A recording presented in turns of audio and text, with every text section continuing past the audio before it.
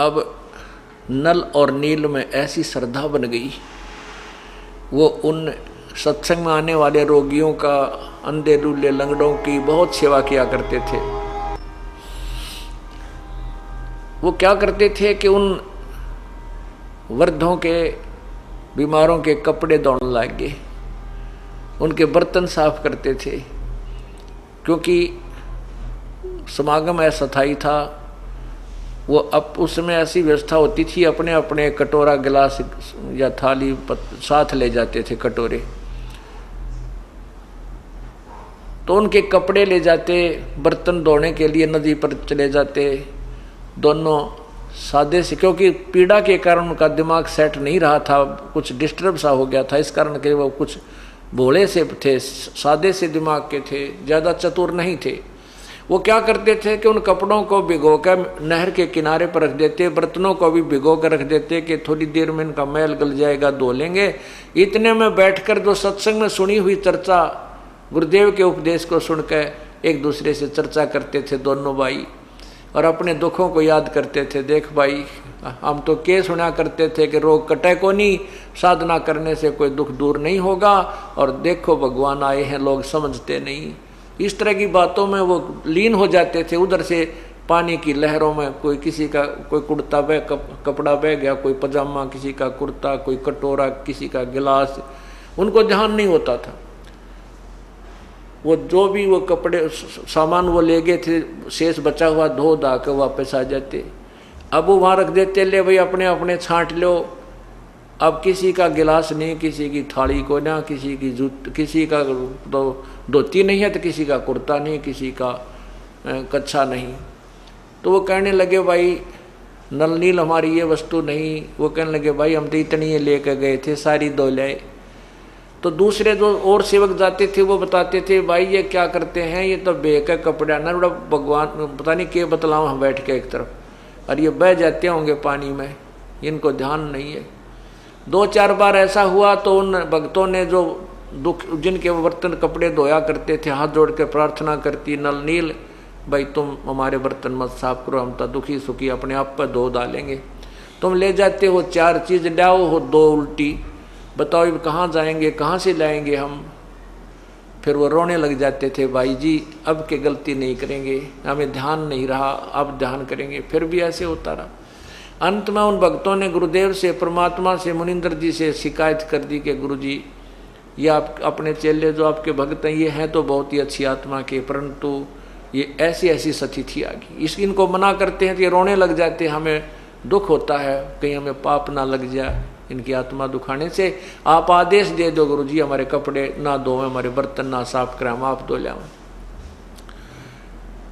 इतनी बात सुनकर नल नील वहीं खड़े थे, गुरुदेव के चरणों में गिर गए, मुनिंदर जी के। कहा है गुरुदेव, दोनों कान पकड़कर माफी मांगते हैं, क्षमा याचना करते हैं, प्रभु आगे से गलती नहीं करेंगे।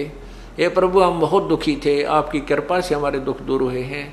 हे परमात्मा हमसे सेवा छीन लोगे तो हम फिर दुखी हो जाएंगे। उनको ये डर था, और डर बिना भक्ति बने नहीं, डर बिना कोई भी काम है भय के बिना नहीं बन सकता।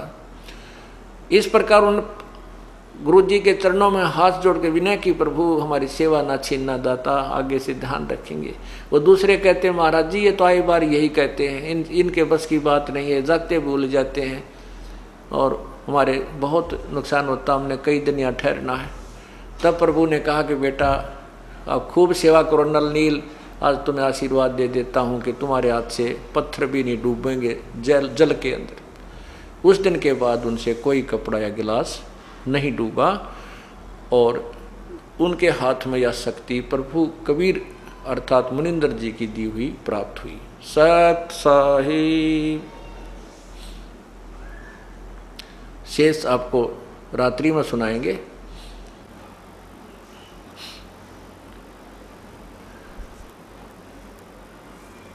जैसा कि आपने सुबह के सत्संग में सुना था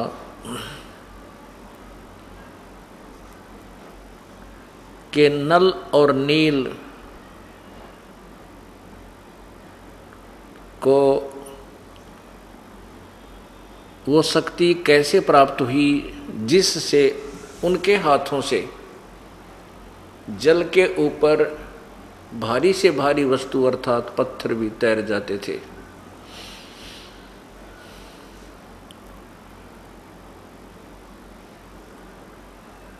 परमेश्वर चारों युगों में आते हैं।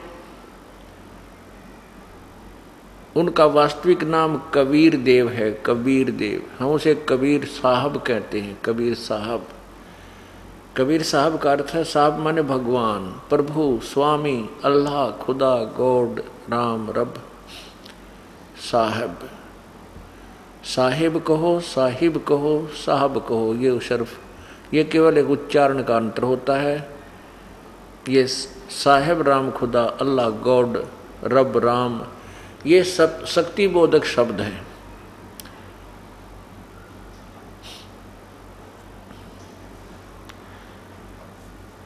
आप सुन रहे हैं परमात्मा की, उस पूर्ण परमात्मा की महिमा। वो त्रेता युग में आए थे। किस नाम से आए थे? मुनिंद्र ऋषि के नाम से। नल नील को शरण में लेने के उपरांत मुनिंद्र ऋषि के रूप में परमेश्वर जगह जगह जाकर के अपने प्रवचन किया करते थे, अपने तत्व ज्ञान का प्रचार करते थे। इसी क्रम के अनुसार एक दिन श्रीलंका, जहाँ का राजा रावण था, उसमें परमेश्वर चले गए। श्रीलंका के अंदर एक चंद्र विजय नाम का भाट था। उसके पुत्र वधू, पौत्र पौत्री, ये कुल मिलाकर 16 सदस्य थे। परमेश्वर सुबह के समय चंद्र विजय भाट के घर के थोड़ी सी दूरी पर एक वृक्ष के नीचे विराजमान हो गए, एक साधु के रूप में, ऋषि के रूप में।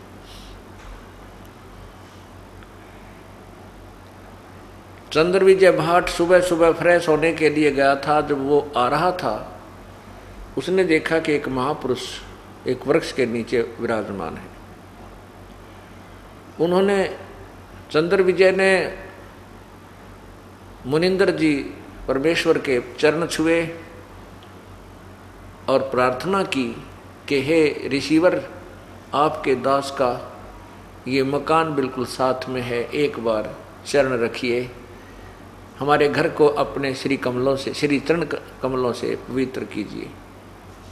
परमात्मा तो गए इसी उद्देश्य से थे। उन्होंने कहा, अच्छा भाई, कहाँ है तेरा मकान? कि ये साथ वाला ही है। परमात्मा ने वहाँ प्रवेश किया। 2-3-4 दिन तक वहाँ रहे, अपने तत्व ज्ञान का प्रचार किया। श्रीलंका का राजा रावण था।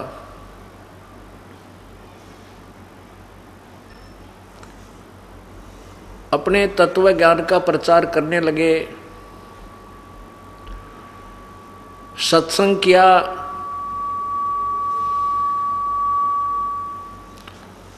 चंद्र विजय ने बहुत ध्यानपूर्वक परमात्मा की वाणी को सुना। श्रीलंका का राजा रावण भगवान शिव का उपासक था। तमोगुण भगवान श्री शिव का उपासक रावण था, जिस कारण से पूरी नगरी भी भगवान शिव की ही उपासक थी। इसीलिए चंद्र विजय को तत्व ज्ञान एक बार तो गले नहीं उतरा, बार बार बहुत बार प्रश्न किए। परमात्मा ने प्रमाणों सहित वो ज्ञान दिया।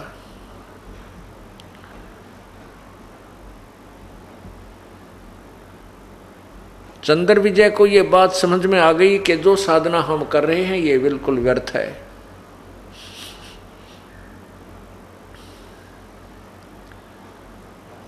तत्व ज्ञान को समझकर चंद्र विजय ने उपदेश ग्रहण किया।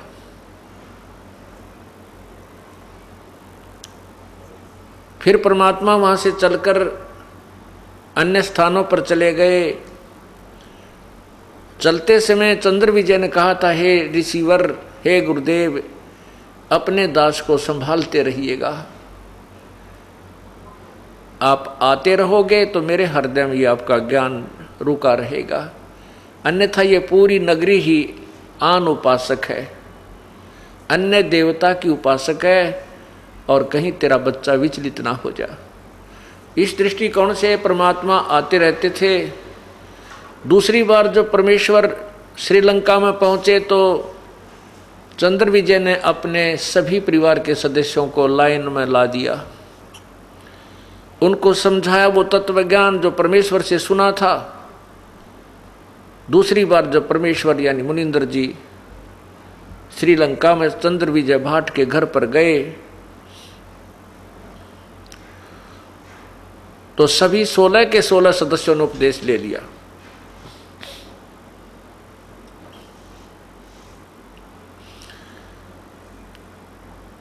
अब चंद्र विजय भाट जो है राजा रावण के घर में, राजा रावण के दरबार में जाता था, और भाट लोग राजाओं की महिमा के चुटकुले सुनाया करते थे, उनके भजन बना करके गाया करते थे, जिससे राजा लोग प्रसन्न हो करके उन्हें कुछ मेहनताना दिया करते थे। इसी प्रकार चंद्र विजय की पत्नी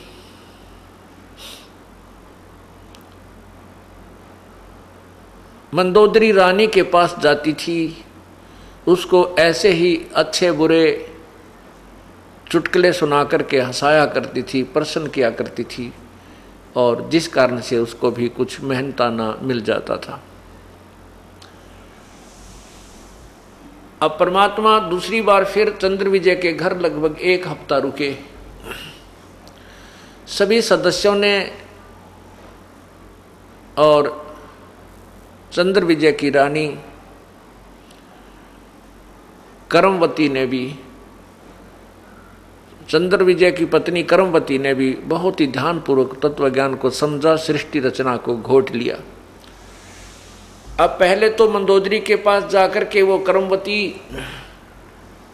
ऐसे ही बेहुदे श्लोक सुनाया करती थी, अच्छे बुंडे चुटकुले सुनाया करती थी, रानी को हंसाया करती थी। अब वो करमवती मंदोदरी को ये अमृत ज्ञान सुनाने लगी, सृष्टि रचना सुनाने लगी, परमात्मा के द्वारा बोली वो अमृत वाणी सुनाने लगी, जो आत्मा का आहार है, आत्मा को जो खींचती है, जो परमात्मा की वाणी है, बोली है। कुछ दिनों के बाद मंदोदरी रानी को बड़ा इंटरेस्ट आने लगा और वो कहने लगी, है करमवती, ऐसा निर्मल ज्ञान, ये ऐसी बढ़िया बातें तेरे अंदर कहाँ से भर गई? तू तो निरा गंध भरे फिरे थी, शुभ बोलना तो तेरे को जो है ना कभी गंवारा नहीं हुआ, और ये अमृत ज्ञान तुझे कहाँ से प्राप्त हुआ? करमवती ने कहा कि हे रानी, हमारे भगवान आते, हमारे गुरुदेव आते हैं, उन्होंने हमारे को ये अमृत ज्ञान सुनाया है, और वो पूर्ण परमात्मा है, सारी सृष्टि के रचनहार हैं। पूरी कहानी सुनाई कि 3 गुणों की भक्ति में ये भूल रहा संसार, कह कबीर निज नाम बिना भाई कैसे उतरे पार। अब मंदोदरी ने कहा कि करमवती, अब के तेरे गुरुदेव आवे तो मेरे पास बुला कर लाना। अब मंदोदरी रानी और करमवती एक नौकरानी। अब नौकरानी ये नहीं कह सकती कि मैं बुलाकर नहीं ला सकती अपने गुरुदेव को। सत्संगियों यानी उपदेशी का बोलना भी विधिवत होता है, उसका बैठना भी शिष्टाचार से होता है, चलना फिरना भी उसका एक शिष्टाचार से होता है। ज्ञान को सुनकर के करमवती ने कहा कि आपकी आज्ञा सिरोधार्य है रानी, परंतु मेरी एक अर्ज है। कहते हैं संत को बुलाना नहीं चाहिए, संत के पास स्वयं जाना चाहिए। वैसे जो आप आज्ञा दोगी मुझे शिरोधार्य है और आपकी आज्ञा का पालन करूंगी, अपने गुरुदेव से मैं अर्ज कर दूंगी। हमने सुना है कि संत को बुलाना नहीं चाहिए, स्वयं उनके चरणों में जाना चाहिए। यदि मैं कह भी दूंगी कि हे गुरुदेव मेरी नौकरी का सवाल है, एक बार आप हमारी रानी के यहाँ चलिए, और वो आ भी जाएंगे, और यदि हृदय से नहीं आपको आशीर्वाद देंगे, वो ये मान सकते हैं कि रानी होकर के हमें बुला रही है, तो रानी यहाँ आना उनका आपके लिए लाभदायक नहीं होगा। मंदोदरी बहुत पुण्यात्मा थी, वो समझ गई तुरंत, उसने अभिमान नहीं किया।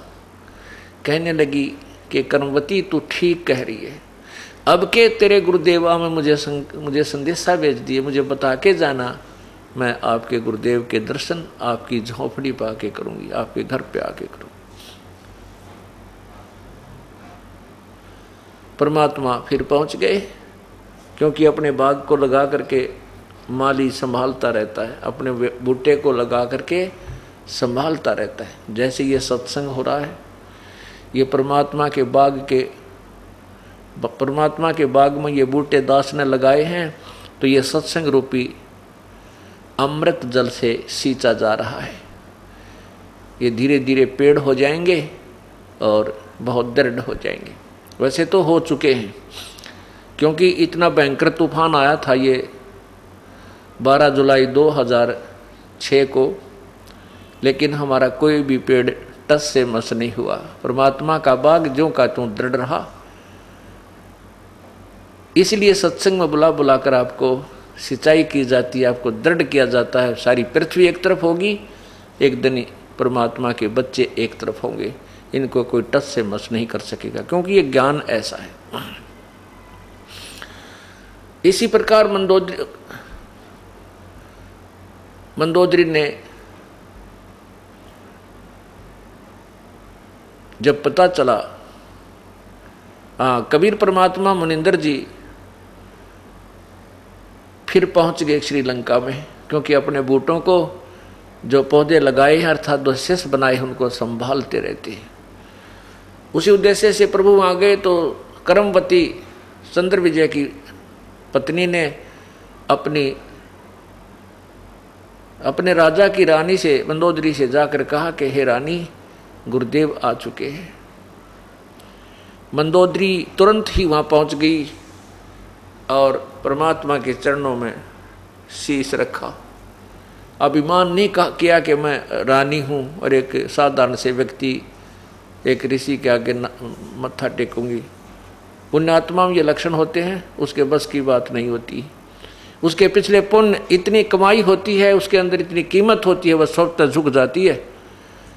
जैसे भक्तिहीन प्राणी होते हैं जिनके पूर्व जन्म की कोई भक्ति नहीं होती, या इस जन्म में भी उसने कोई ऐसी क्रिया नहीं प्राप्त हुई जिससे उसमें भक्ति धन प्राप्त हो, उसे भक्ति धन इकट्ठा हो, अर्थात उसकी कोई भक्ति बन रही हो, तो वो व्यक्ति आकड़ नहीं पाड़ा करे, वो झुकता नहीं, वो अभिमानी होता है। ऊंट की तरह ऊपर ने गर्दन करके चलेगा, नु चौड़ी टांग धरेगा। ऐसा जब तक तो हो सकता है पुण्यात्मा को ज्ञान ना हो, तो अनजानपने में कोई भी ऐसे अभिमान कर सकता है, कोई भी इस प्रकार की क्रिया कर सकता है। जब ज्ञान हो जाता है फिर उस पुण्यात्मा में वो प्रक्रिया नहीं रहती, वो सीधा एक सभ्य व्यक्ति की तरह चलता है, सभ्य व्यक्ति की तरह व्यवहार करता है, और उसके अंदर एक इतना गुण आ जाता है कि वो परमात्मा के दरबार में झुके बिना नहीं रह सकता। ये उसकी जैसे सरसों होती है, जब तक सरसों की फली कच्ची होती है उसकी कीमत नहीं बनती, उसमें दाना नहीं बनता, तो ऊपर को खड़ी रहती है ऐसे। और जितनी भी वो परिपक्व होती जाती है उसमें सरसों का दाना बन जाता है, उसमें वजन बन जाता है, उसकी वैल्यू बन जाती है, कीमती बन जाती है, तो वो झुकना शुरू कर देती है और अंत में इतनी झुक जाती है कि जमीन को छूने को हो जाती है। उसमें उसकी कीमत बन गई, सरसों के दाने उसमें भर गए फलियों में, वो कीमती बन गई। और जब तक वो कच्ची थी उसमें वह ना किसी कर्म की नहीं थी, ना उसका खल बने ना तेल बने, तब तक वो यूँ आकड़ पाड़ रही थी, ऊपर ने ऐसे खड़ी थी। जितनी कीमत होती चली गई उतनी ही वो झुकती चली गई। ठीक इसी प्रकार जो पुण्यात्मा पूर्व जन्म की कमाई से परिपक्व भरे हुए हैं, कुछ शेष रह गई थी वो उसमें पार ना हुए, अब सत्संग में आते हैं तो वो झुके बिना रह ही नहीं सकते। उनका स्वभाव, हम तो पत्थर के सामने प्रणाम किया करते थे, 2 ईंट लगा करके माता बना रखी होती जिस पर कुत्ते मुत्या करते, हम उस पर भी नमस्कार किया करते थे, क्योंकि हमारे अंदर वो गुण था, हमारे अंदर वो कीमत थी, भगवान का धन था, वो हमें झुकाए बिना छोड़ता नहीं था। और अब तो हमें रास्ता ही अकॉर्डिंग टू शास्त्र मिल गया। अब तो झुकन की बात छोड़, कोई नाट गर्दन मांगे तो भी सहर्ष स्वीकार दे देंगे परमात्मा, कभी ले लीजिए। पुण्यात्माओं के अंदर ये गुण होता है। मंदोदरी पूर्व जन्म की भक्ति से युक्त थी, इसलिए उसको उसी सौभाग्यवश उसको संत के दर्शन हुए, परमात्मा के दर्शन हुए, और जाते ही चरणों में मत्था टेक दिया। परमात्मा ने शीश पर हाथ रखा कि कहा, आओ महारानी, यहाँ दास के पास कैसे आना होगा, हो गया। मंदोदरी ने कहा, नहीं, मैं आपकी बच्ची हूँ, मैं आपके बच्ची हूँ, और हे प्रभु मैं आप का ज्ञान सुनना चाहती हूँ। प्रभु ने 10-20 मिनट आध घंटा उसको सत्संग दिया। पुण्यात्मा थी, क्योंकि पहले वो कर्मवती से बहुत कुछ सुन चुकी थी, और फिर सामने परमात्मा बैठे। पुण्यात्मा चूकते नहीं, फिर तुरंत ग्रहण कर देते हैं। मंदोदरी ने उपदेश ले लिया। उपदेश लेने के बाद वो फिर जो ज्ञान परमात्मा से सुना था, कर्मवती से सुना था, परमात्मा द्वारा बताया हुआ, उसको स्वयं भी ग्रहण कर लिया। इस तत्व ज्ञान के अंदर एक और खासियत है कि जिसमें प्राणी स्वयं इस ज्ञान से पूर्ण परिचित हो जाता है, फिर उसके अंदर एक ऐसी प्रेरणा बनती है कि भाई को भी बता दूं, बहन को भी बता दूं, रिश्तेदार को भी बता दूं, कोई मिला दोस्त मित्र उसको भी सुना दूं, सहेली को भी सुना दूं, इसका भी कल्याण हो जाए। इसी दृष्टिकोण से मंदोदरी ने अपने देवर विभीषण से ये तत्व ज्ञान सुनाया। विभीषण ने कहा कि मंदोदरी, आप तो डांडी मारगी, आप अकेली नाम ले आई, मुझे क्यों नहीं बताया आपने, मैं भी परमात्मा के दर्शन करता और उपदेश ले लेता। मंदोदरी ने कहा कि फिर कभी प्रभु आएंगे तो मैं अवश्य आपको बताऊंगी। परमात्मा ने फिर जाना ही था। जाते ही विभीषण ने कोई आनाकानी नहीं करी और चरणों में शीश रख दिया, परमेश्वर के उपदेश ले लिया। अब कुछ दिनों के उपरांत मंदोदरी के मन में आया कि मेरे पति रावण भी यदि परमात्मा की शरण में आ जाएं तो इनका कल्याण हो जाएगा। अब प्रभु ने जो ज्ञान दिया था मंदोदरी रावण को बताने लगी। रावण बहुत नाराज हो गया, कहने लगा तू बैकाली किसी ने, और भगवान शिव से ऊपर कोई शक्ति नहीं है। मैंने भगवान शिव की भक्ति की और अपने यहाँ से धड़ काट के उसके ऊपर चढ़ा दिए, उसको समर्पण कर दिए। उन्होंने मुझे वापस शीश दे दिया, मुझे सोने की लंका बख्श दी। मैं आज सिद्धि युक्त हूँ, आकाश में उड़ जाता हूँ, मेरे पास ये पावर है। पागल तू किस चक्कर में पड़गी? किसने बहका लिया तेरे को? मेरे को ये शिक्षा देने की आवश्यकता नहीं है मंदोदरी। मैं भगवान शिव से अतिरिक्त किसी को नहीं मानता, ना मानूंगा। अब यह परमात्मा उदाहरण देते हैं कि एक कोयल पक्षी होता है, कोयल, और कोयल जो मादा है वो अलग से घोंसला बना करके अंडे नहीं देती, बच्चे नहीं उत्पन्न करती, क्योंकि कौवे जो होते हैं वो कौवे और कौवी उस कोयल के अंडों को खा जाते हैं, वो उनको सफल नहीं होने देते, उनमें से बच्चे उत्पन्न नहीं होने देते। तो कोयल क्या फार्मूला अपनाती है? मादा कोयल जब अंडे दे देती है किसी घोंसले में, और जिस समय वो कहीं चुगने जाती है मादा कौवी, तो पीछे से वो मादा कोयल उस कौवे वाले घोंसले में जहाँ पहले 2 अंडे दे रखे होते हैं, अपने अंडे उस समय उत्पन्न कर जाती है। अब वो कौवी आती है, वो देखती है 4 अंडे हैं, वो पहचान नहीं पाती मेरे कौन से हैं दूसरे के कौन से। इस दृष्टिकोण से वो चारों को ही से देती है, चारों को ही वो सफल कर लेती है, उसमें से बच्चे निकल जाते हैं। जब वो बच्चे बनते हैं तो एक जैसा कलर होता है, एक जैसी उनकी क्रिया होती है, उनमें कोई पहचान नहीं कर सकता ये कौन सा कौवे का है कौन सा कोयल का। अब कोयल देखती रहती है, दूर बैठकर वृक्ष की टहनी पर देखती रहती है कि मेरे बच्चे उड़ने लग गए कि नहीं, और पहचान कोयल को भी नहीं होती कि मेरे कौन से हैं कौवे के कौन से। और पहचान हो जाए तो वो उनको ले नहीं सकती, क्योंकि वो उस कौवे के साथ घुल मिल चुके हैं। तो क्या फार्मूला अपनाती है? दूर पेड़ पर बैठकर वो कुहू कुहू की आवाज़ लगाती है। जो कोयल के बच्चे होते हैं वो ऐसे देखते हैं वो, क्योंकि जब वो उड़ने लग जाते हैं देख लेती है कि दूर तक उड़कर चले जाते हैं, फिर वापस आ जाते हैं, उस समय वो कुहू कुहू की आवाज़ लगाती है दूर पेड़ पर बैठकर। अब वो कोयल वाले दोनों बच्चे ऐसे चारों तरफ नज़र घुमाते हैं कि ये आवाज़ कहाँ से आई।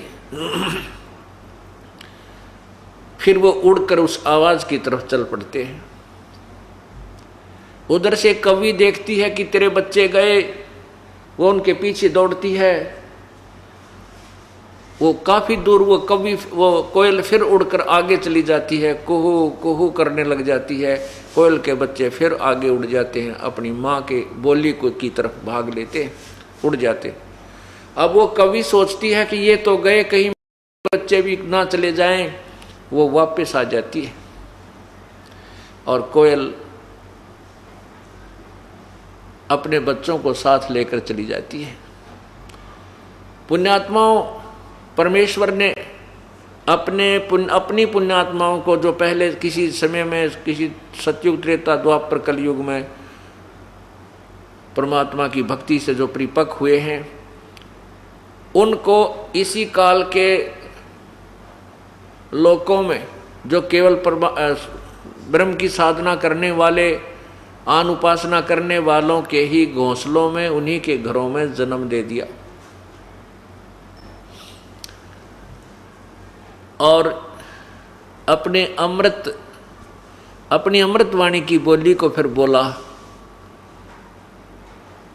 जो परमात्मा के बच्चे हैं वो तो तुरंत समझ जाते हैं, जो पूर्व जन्म की कमाई जिनके साथ है, कभी परमेश्वर के चरणों में जो पुण्यात्मा रही हैं, वो तो तुरंत समझ जाती हैं और तुरंत ही नाम ग्रहण करके अपनी क्रियाएं शुरू कर देती हैं।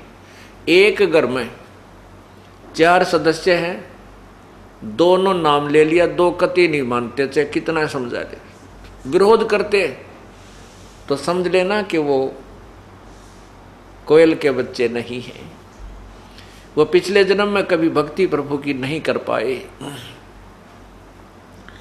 इसी प्रकार परमात्मा कहते हैं, हमारी बोली बोल है सो देसी मारा।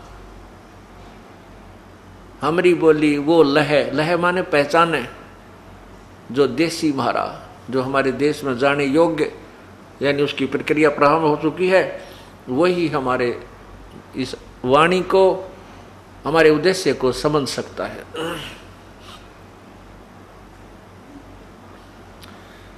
अब रावण नहीं माना।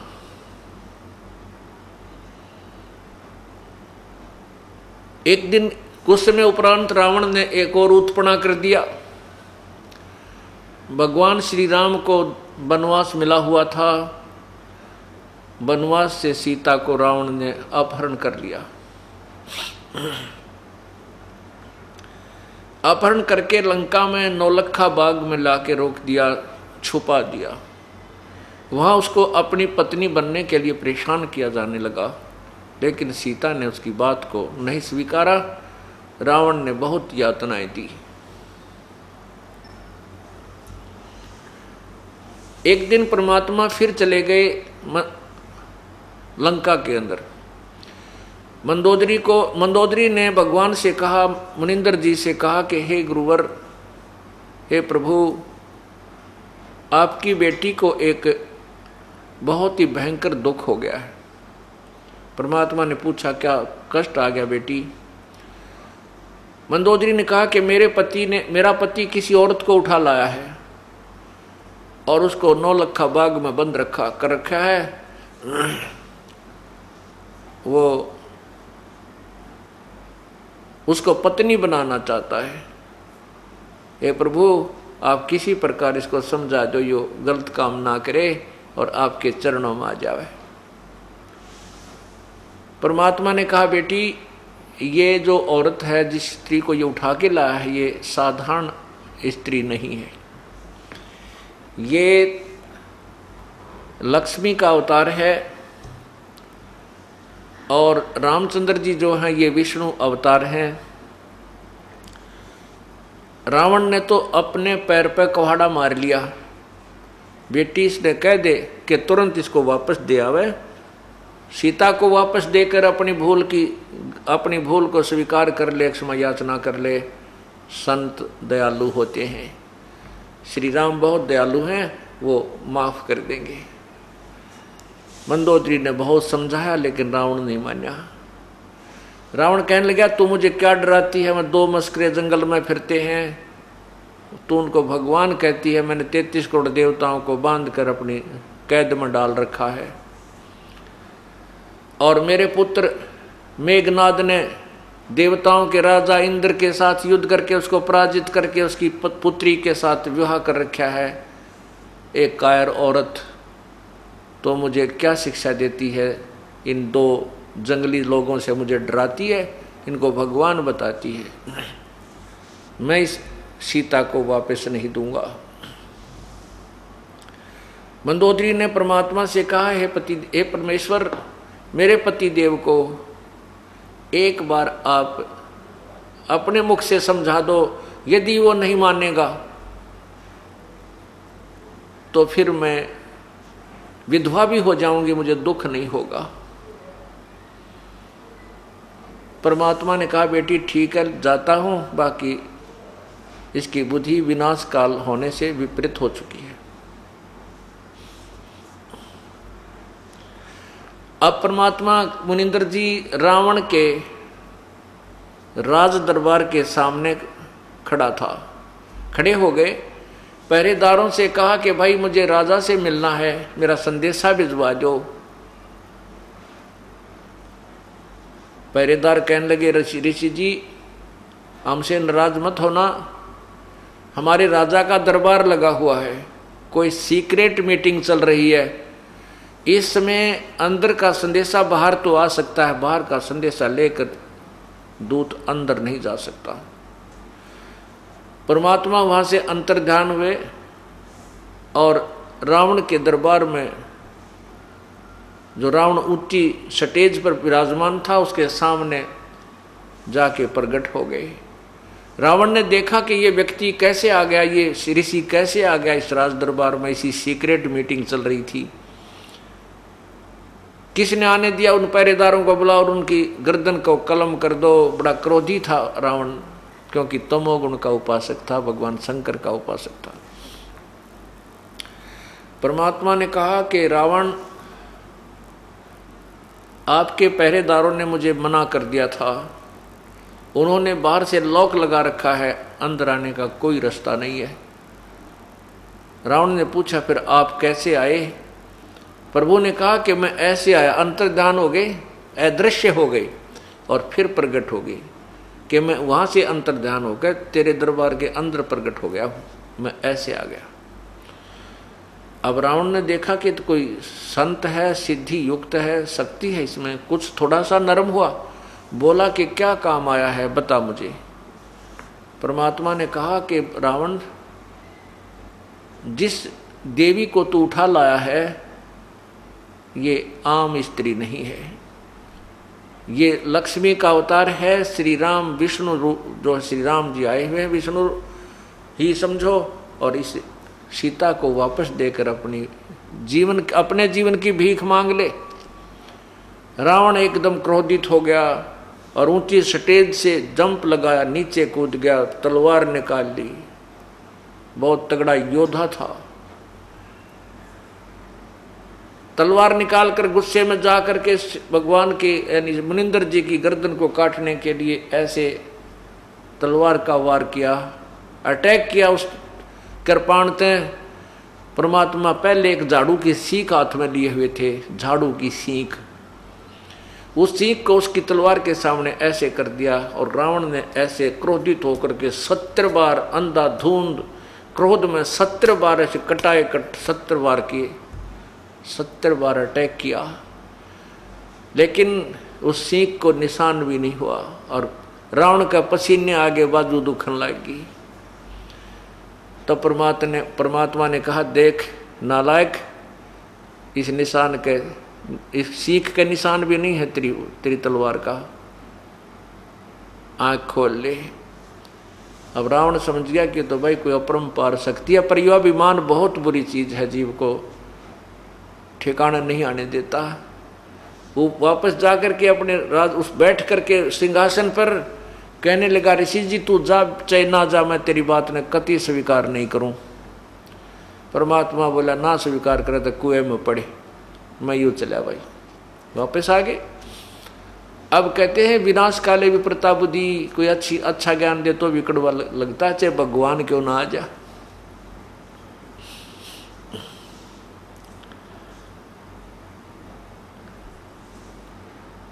अब परमात्मा ने आकर कहा, बेटी मैंने तो जो कहना था कह दिया, लेकिन ये मानने को तैयार नहीं है। अब इसके बाद मैं भी इसको कोई सलाह राय नहीं दूंगा। मंदोदरी कहने लगी, हे गुरुदेव अब मैं निश्चिंत होगी, अब यो मरो चाहे जीवो, मेरा जो फर्ज था पत्नी रूप में मैंने इसका अन्न खाया है, इसके साथ रही हूँ, मेरा फर्ज बना था कि मैं इसको कोई अंतिम सांस तक इसके जीवन की भीख मांगूं। अब ये नहीं मानता है तो प्रभु यूं मर जाएगा, मुझे कति मुझे दुख नहीं होगा। उस समय जब ये मीटिंग चल रही थी, प्रभु वहां प्रकट हुए, विभीषण भी विद्यमान थे। विभीषण ने आकर मंदोदरी से बताया कि आज तो गुरुदेव मार दिए होते भाई ने, लेकिन ये तो अपरंपार शक्ति है, उनके सीख को भी कोई निशान नहीं पड़ा और रावण ने 70 बार अटैक किया, तब फिट्टे मुंह होकर वापस जा बैठा। विभीषण भी बहुत समझाता था रावण को कि भाई जो साधना आप कर रहे हो भगवान श्री शंकर भगवान की, ये पूर्ण नहीं है। मुनिंदर जी पूर्ण परमात्मा हैं, इन गुरुदेव से आप उपदेश ले लीजिए, लेकिन रावण ने नहीं मानी और अपनी लंका का नाश करा लिया। अब उधर से क्या होता है कि सीता जी की खोज शुरू हुई। भाई कौन ले गया, कहाँ गई, ऐसे ढूंढते ढूंढते बहुत समय उपरांत हनुमान जी की ड्यूटी लगाई कि तू श्रीलंका में देख कर आ। हनुमान जी लंका में गए तो भगवान श्री राम ने अपनी एक रिंग दे दी सोने की, यानी अंगूठी छाप दे दी कि ये अंगूठी आप सीता को दिखाओगे तो सीता आपको मेरा अनुचर मानेगी, अन्यथा तेरे को रहस्य नहीं बताएगी।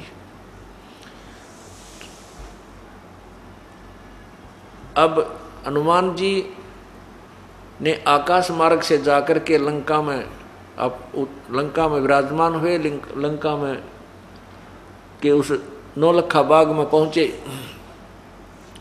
वहां एक छोटा सा रूप बना करके एक वृक्ष पर बैठ गए, जहां पर सीता जी विराजमान थी। छोटा सा रूप बनाकर ऊपर बैठ गए वृक्ष पे। उधर से रावण आया, सीता को बहुत डराया कि तू मान ले मेरी बात को, तू राज करेगी, तुझे अलग से एक महल बना कर दे दूंगा, ये कर दूंगा। सीता कहने लगी ये गर्दन जा सकती है, अन्यायी तेरे सामने जब तक इसमें श्वास है समर्पण नहीं कर सकती। रावण को श्राप लगा हुआ था कि यदि तू किसी पराई स्त्री के साथ जोर जबरदस्ती करेगा उसी दिन तेरी मृत्यु हो जाएगी। इस डर से रावण आगे नहीं बढ़ पा रहा था। रावण के जाने के बाद रावण ने कहा कि अपनी नौकरानियों से कि इसको इतना परेशान कर दो कि समर्पण कर दे।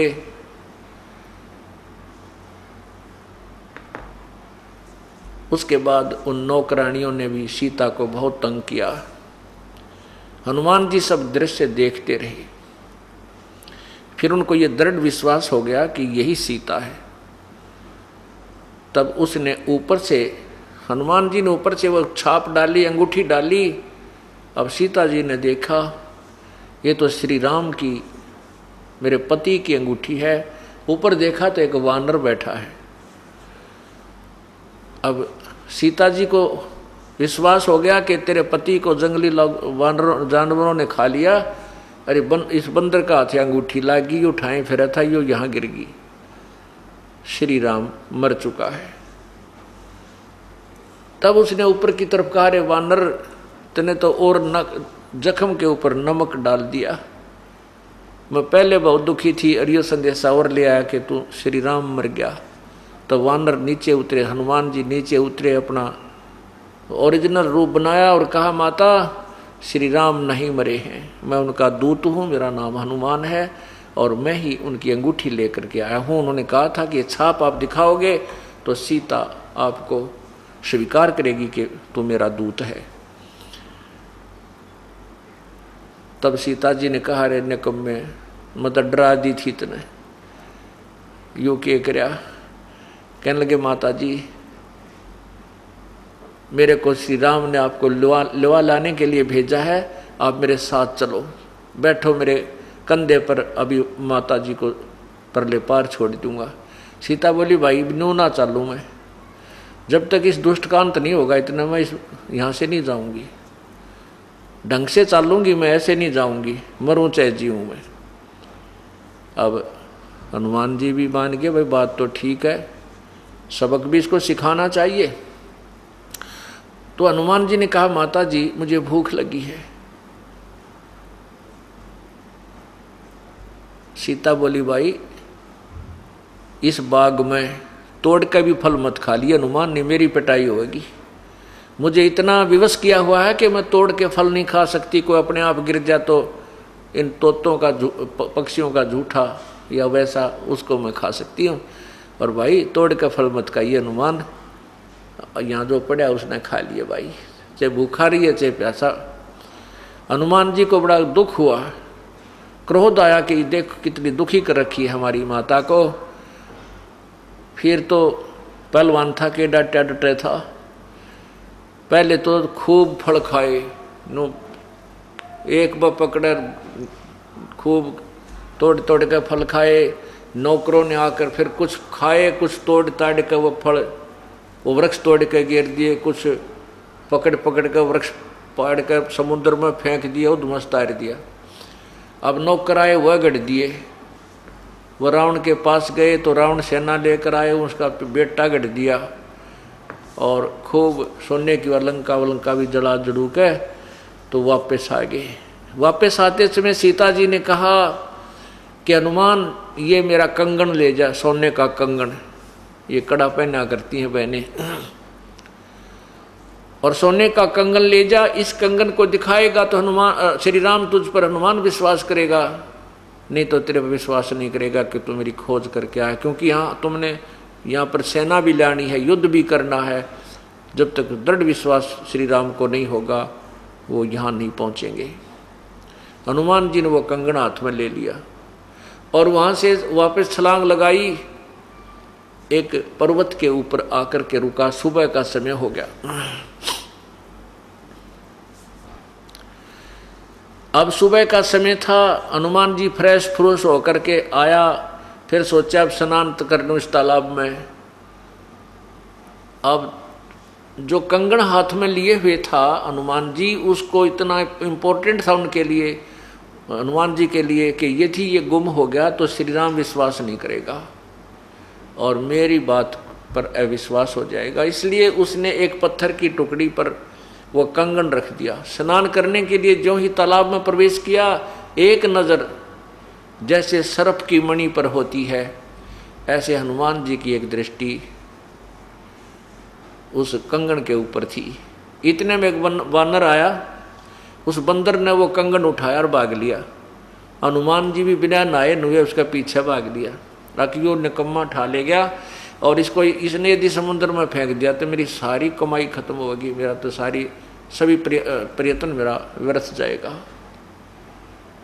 अब और तेजी से दौड़ा तो वानर ने एक ऋषि के आश्रम में प्रवेश किया। वहाँ एक घड़ा रखा था मटका, उस घड़े में वो कंगन डाल दिया और आगे को भाग गया। जब हनुमान जी ने देखा कि वानर ने वो कंगन मटके में डाल दिया तो सुख सांस ली कि मटके में तो मैं आप उठा लूंगा, अब कहीं नहीं जाता।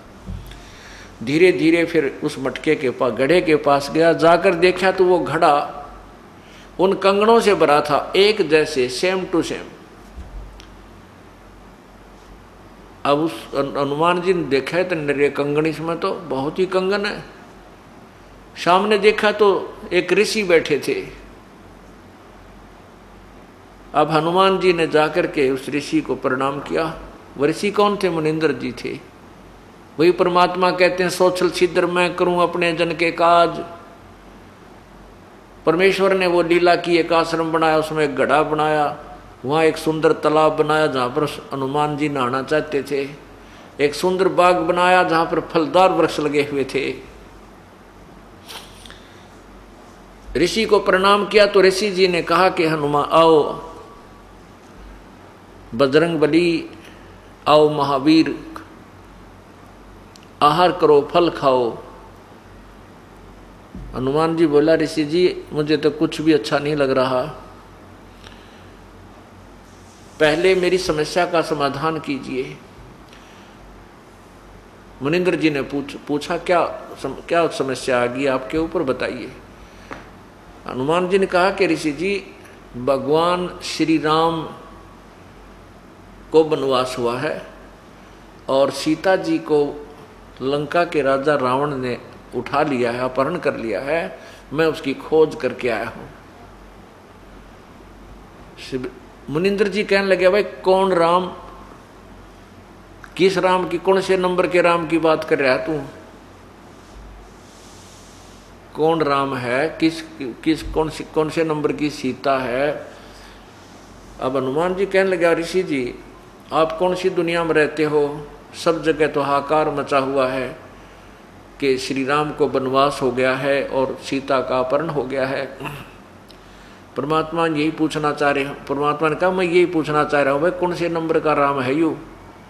ऐसे ऐसे राम ना जाने कितने को बार आ लिए, तेरे जैसे हनुमान भी पता नहीं कितनी बार यहाँ आकर के ये खेल करके चले गए। हनुमान, वो वास्तविक राम का तो तुमने बेराय को ना। हनुमान जी कहने लगा, ऋषि जी मेरी समस्या का समाधान करो। मैं आपकी बात को नहीं सुनना चाहता, आप जो ऊट पटांग बातें श्री रामचंद्र जी के बारे में कह रहे हो। परमात्मा बोले, भी ना करना चाहता तो जाओ। अब हनुमान जी कहने लगे, मैं जाऊं कैसे? मैं सीता जी की खोज करके आया हूं, उन माता जी ने कंगन मुझे दिया था, उस कंगन को वानर ने आपके मटके में डाल दिया। ऋषि जी बोले, फिर डाल दिया तो ले जा अपने ने। हनुमान जी कहने लगा, भगवान उसमें तो एक जैसे बहुत ही घने कंगन पड़े हैं, ये क्या माजरा है, ये क्या रहस्य है? मुनिंद्र जी कहने लगे यही रहस्य तो समझाऊं था तो सुनने तैयार को नहीं, आप सुनना नहीं चाहते, मैं यही बताना चाहता था कि युग के क्या क्या माजरा है, क्या रहस्य है। तब परमात्मा ने कहा भाई पूर्ण परमात्मा कोई और है, मैं उसी का संदेश वाहक बनकर आया हूं। जिसको तुम राम मानते हो ये नासवान है, और ऐसे ऐसे ना जाने 30 करोड़ राम आ करके चले गए, और ये जो मटका भरा है ना, मैं यहीं बैठा हूं भाई। एक लीला करनी थी मालिक ने, और तेरे जैसे हनुमान प्रत्येक बार जब भी ये त्रेता युग आता है ऐसे ही एक राम आता है और ऐसे ही एक हनुमान बनकर आता है, एक आत्मा। और ऐसे ही वो कंगन लेकर आता है और इस मटके में डाल जाता है, गिन के देख ले भाई। तो हनुमान जी ने कहा कि ऋषि जी यदि मैं आपकी बात को सत्य मानूं तो एक शंका और उत्पन्न होती है कि जो कंगन लेकर हनुमान आता होगा वो कंगन लेकर भी जाता होगा।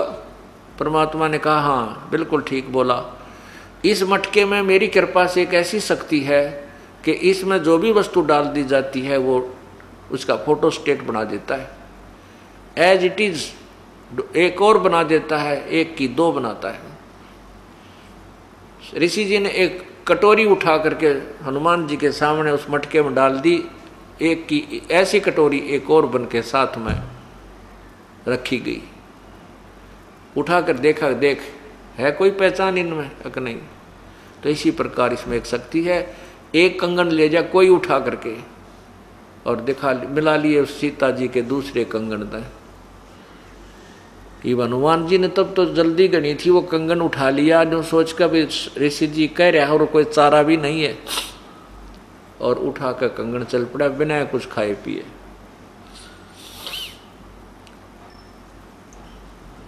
अब वो कंगन जाकर के श्री राम को दिखाया।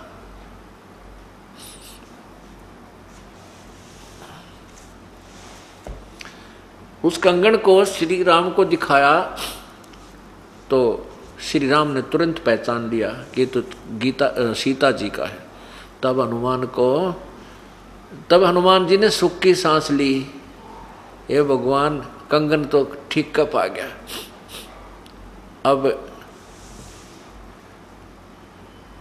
श्री राम जी ने पूछा, श्री राम जी ने ये सोचा कि यदि सीता जी ने रावण के साथ कंप्रोमाइज कर लिया होगा तो मैं सेना नहीं चढ़ाऊंगा, फिर लाकर करूंगा क्या, क्यों दुनिया के लाल मराए।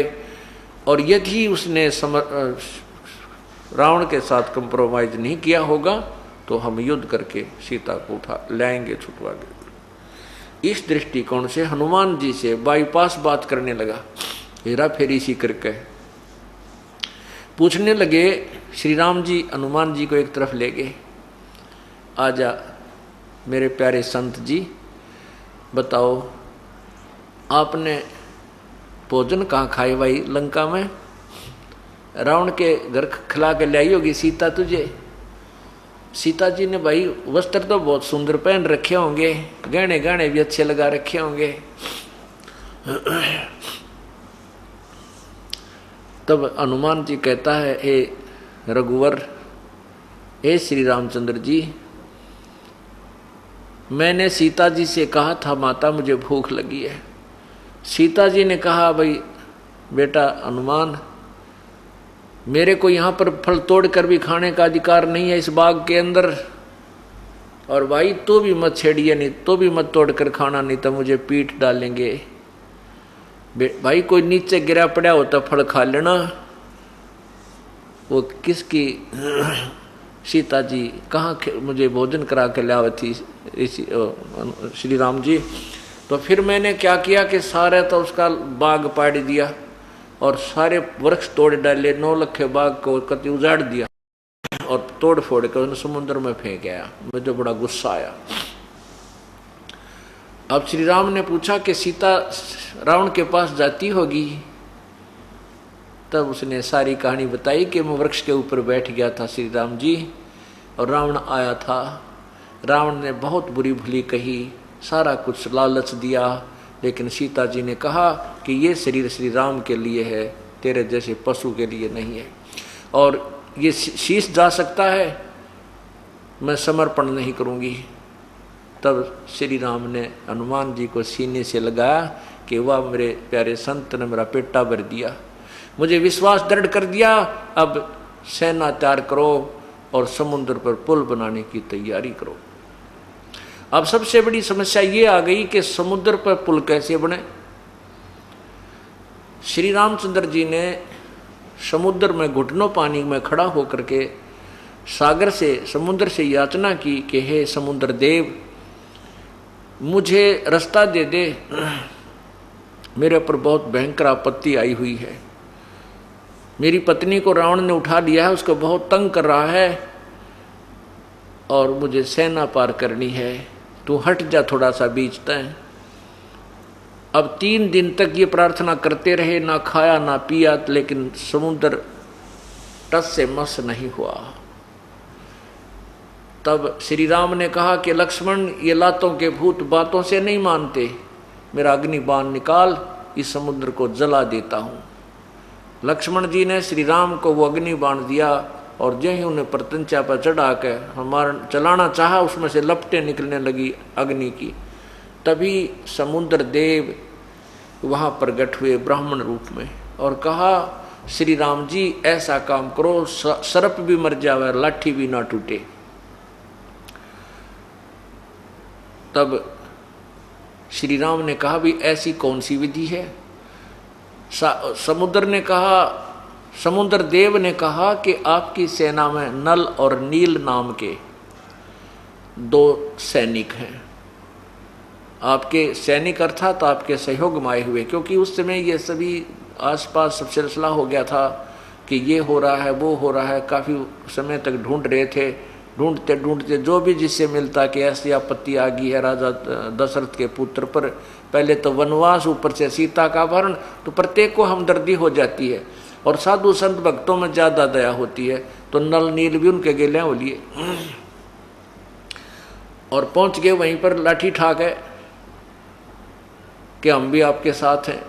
तो उस समय बहुत से लोग इकट्ठे हो गए थे, बहुत सी सुग्रीव की भी सेना थी, और यहाँ तक लिखा है कि भगवान शंकर के लोक से भी 18 करोड़ आत्माएं आकर के वहाँ पर किसी ने कोई रूप धारण कर लिया, किसी ने सैनिक का रूप धारण कर लिया, कोई लंगूर बंदर बन गया, बहुत घनी सेना हो गई थी।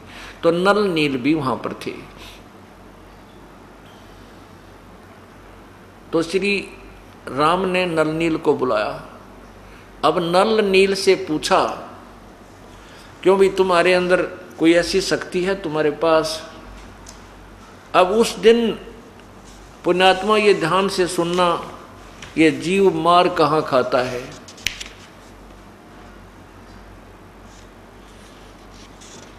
अब नल नील ने सोचा, आज तुम्हारी महिमा प्रभुता बनेगी। आज श्री राम भी फेल हो लिए, हनुमान भी फेल, अंगद भी फेल और सुग्रीव भी फेल। आज तुम्हारी महिमा बनेगी, तुम्हारे हाथ में पावर है और पत्थर तर जाएंगे। तो श्री राम ने कहा, क्यों भी तुम्हारे हाथ में कोई ऐसी शक्ति है। तब नल नील ने कहा कि हाँ जी,